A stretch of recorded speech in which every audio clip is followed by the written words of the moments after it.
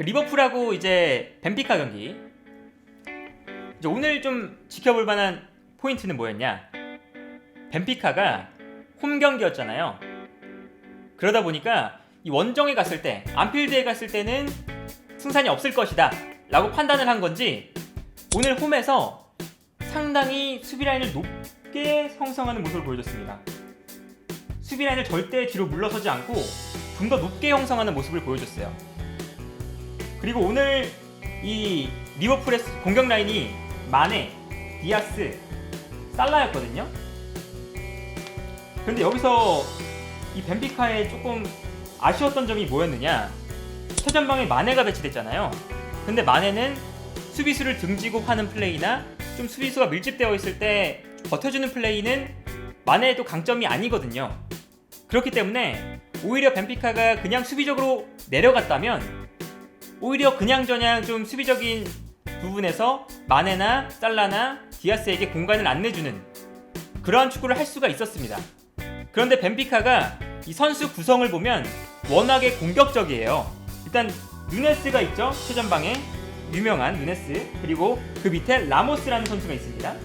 그리고 왼쪽에 에베르통, 브라질 국가대표 에베르통이 있고요. 오른쪽에 하파실바, 우리 포르투갈 국가대표팀에서 만날 수 있는 또 측면 공격수죠. 그리고 중원에는 아델타랍, 볼을 잘 다루는 아델타랍이 있고요. 그 옆에 바이글이 있어요. 그러다 보니까 이 미드필더 라인부터 공격 라인까지 사실은 수비적인 선수가 별로 없어요. 그러다 보니까 벤피카가 사실 라인을 살짝 올려서 리버풀이 어차피 라인을 올릴 게 뻔하니까 그렇다면 우리도 좀 맞불 작전으로 살짝 가보자. 그래서 라인을 살짝 올려놓고 뒷공간에 에베르통, 그리고 하파실바, 누네스, 라모스 이런 선수들이 공간으로 침투해 들어가는 이런 플레이를 원했던 것 같습니다. 그런데 전반전에 리버풀이 이 벤피카가 라인을 올리니까 여지없이 디아스, 마네, 살라 이 공간을 침투해 들어가는데 아주 능한 3명의 선수가 쓰리톱이었거든요. 그런데 벤피카가 라인을 올리니까 이 선수들이 공간으로 침투해 들어갈 수 있는 너무나 적절한 상황이 만들어진 거죠.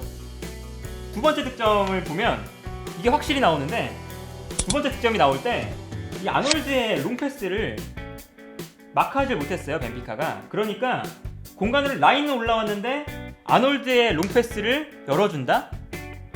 이거는 당연히 땡큐다. 정말 리버풀에게는 가장 좋은 상황이다. 그러다 보니까 아놀드 한 번의 롱패스, 디아스의 침투, 요게 한 번 열리면서 디아스가 마네에게 볼 떨어뜨려주고 마네가 득점을 만들어내는 요 장면이 오늘 경기에서 전반전에 벤피카가 조금 라인을 살짝 올려서 나온 게 그렇게 좋은 판단은 아니었다 라고 좀 생각이 드는 그런 장면이었고요. 그런데 후반전이 되니까 이제 벤피카가 라인을 올린 이유가 좀 있더라고요. 벤피카가 리버풀에 좀 국가대표에 차출됐던 선수들도 많고, 그리고 워낙 프리미어리그 일정이 빡빡하니까 리버풀이 체력적으로 후반전에 먼저 지쳤어요. 그러다 보니까 벤피카가 오히려 라인을 막 올려서 후반전엔 더 강하게 압박을 했거든요. 그러니까 오히려 후반전은 리버풀보다 벤피카가 리버풀을 압도하는 경기력을 보여줬습니다. 그러면서 왼쪽에서 에베르통, 하파실바, 누네스, 라모스 이런 선수들이 뒷공간을 잘 파고 들어가면서 오히려 벤피카가 압도하는 경기력을 보여줬어요. 그래서 사실은 전반전 내내 이 누네스가 코나테와 만났을 때 뒷공간을 이렇게 들어갔을 때 코나테에게 완벽하게 지워졌거든요, 누네스가. 그래서 누네스도 이 프리미어리그의 벽을 살짝 느꼈나? 이런 이제 생각이 들었는데, 후반전에는 벤피카가 막 몰아붙이니까 결국에는 코나테의 실수 한 번이 나오면서 누네스가 득점까지 하나 기록하는 이러한 장면이었고, 이 후반전 내내 벤피카가 좀 몰아붙였죠. 그런데 결국에는 여기서 좀 차이가 났던 게 벤피카의 그 결정력, 결국 강팀과 약팀이 싸웠을 때 이 약팀이 밀어붙이는 순간에 결정을 못해주면 결국에는 강팀에게 실점을 한다. 요게 이제 오늘 경기에서 나타났는데, 벤피카가 후반전 내내 밀어붙이다가 결국에는 뒷공간이 점점 더 올라오니까 뒷공간이 나죠. 그러면서 결국에는 막판에 디아스가 수비 뒷공간으로 잘 침투해 들어가면서 디아스가 이 경기를 결정짓는 세 번째 골까지 기록을 했습니다. 그러면서 결국에는 오늘 경기 벤피카가 이 라인을 올리는 좀 모험적이고 용감한 축구를 잘 해냈지만 이 리버풀을 상대로 라인을 올리는 게 왜 좀 위험한 전략이냐, 왜 좀 무모한 전략이냐를 알 수 있었던 경기가 되지 않았나. 그리고 오늘 경기에서 이 리버풀의 이 결정력을 좀 칭찬을 할 수가 있겠는데, 리버풀이 오늘 경기에서 슈팅을 17번 시도했거든요. 근데 그 중에서 유효 슈팅이 8개입니다. 그러니까 전체 슈팅 중에서 거의 절반, 50%가 유효 슈팅이란 거예요. 그만큼 디아스, 마네, 살라, 그리고 후반전에 들어온 피르미누, 조타까지 이 선수들이 득점을 만들어내는 데는 정말 거의 경이로운 경지에 올라와 있다.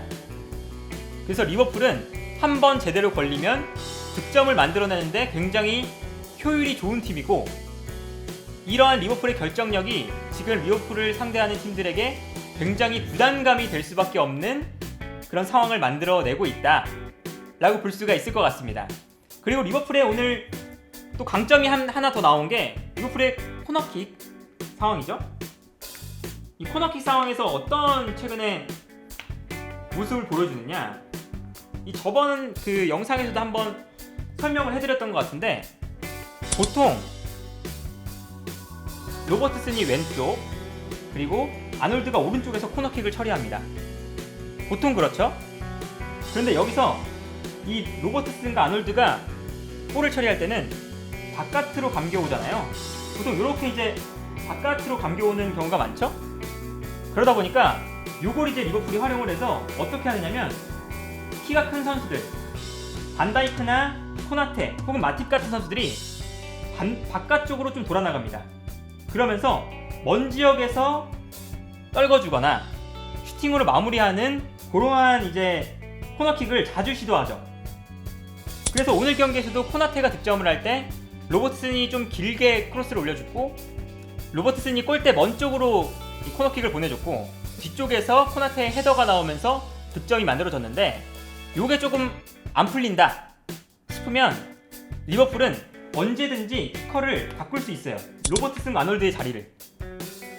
그리고 그 자리를 바꿨다 라고 하면 이 선수들은 이때 가까운 곳에 코너킥을 보내요. 왜냐면 안쪽으로 감겨오는 크로스니까 바깥으로 나가는 크로스보다는 사실 안쪽으로 감겨 들어와서 박스 앞쪽을 노리는 거죠. 그래서 이 두 선수의 위치가 바뀔 때는 또 다른 코너킥 전술이 만들어지거든요. 근데 그만큼 아놀드와 로버트슨을 보유하고 있는 리버풀이 가지는 강점은 이 리버풀의 세트피스에 있다. 요것도 이제 리버풀이 정말 리버풀이 빈틈이 없는 팀이다 라고 평가를 받을 수 있는 요소가 아닐까 합니다. 그만큼 이제 오늘 리버풀은 3대1, 원정에서 3대1이니까 맨시티보다는 훨씬 더 좀 유리한 조건으로 승리를 했고요. 그리고 주말 경기에서도 그만큼 더 힘을 쏟을 수 있는 여력이 생겼습니다. 그래서 리버풀이 사실 주말에 이 맨시티와의 거의 이 리그 결승전 같은 그런 경기를 치러야 되는데, 리버풀 입장에서는 그 다음 경기가 어차피 홈에서 펼쳐지는 벤피카와의 경기니까, 그리고 심지어 3대1로 이기고 있으니까 주말에 체력을 모두 쏟아 부어도 괜찮은 상황이 만들어졌다 라고 좀 볼 수가 있겠네요. 그래서 오늘 경기를 이 리버풀이 좀 여유롭게 승리한 건 리버풀에게 리그 경쟁, 그리고 챔피언스 리그 4강에 올라가는 좀 아주 유리한 상황이 만들어진 것이 아니냐 라고 좀 평가를 할 수가 있을 것 같습니다.